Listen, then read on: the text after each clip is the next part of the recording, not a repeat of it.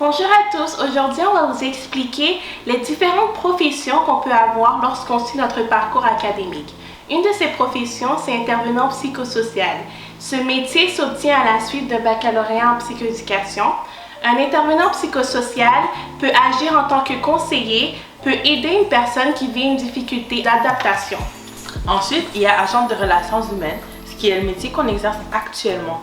Donc, c'est la même chose qu'intervenant psychosocial. La seule différence, c'est que ce titre s'obtient principalement dans un CIUS ou dans un CIS.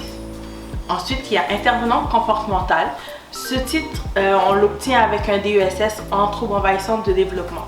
Donc, à ce niveau-là, cette personne-là peut faire des plans d'intervention, peut également faire de l'intervention auprès d'enfants, adolescents ou de l'adulte qui présente ce trouble. Parfait. Le dernier métier que Rebecca et moi on aspire à devenir, c'est être psychoéducatrice. Ce métier s'obtient à la suite de la maîtrise en psychoéducation. Une psychoéducatrice peut avoir plusieurs différentes responsabilités. Elle peut faire un plan d'intervention, elle peut animer des programmes, elle peut aussi animer des activités avec une personne qui a des difficultés d'adaptation.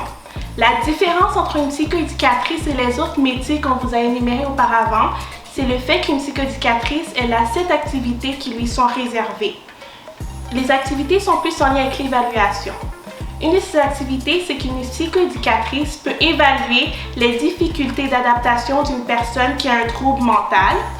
Une autre évaluation qu'elle peut faire, c'est au niveau des enfants ou des adolescents au niveau de la LLJPA ou de la LPJ.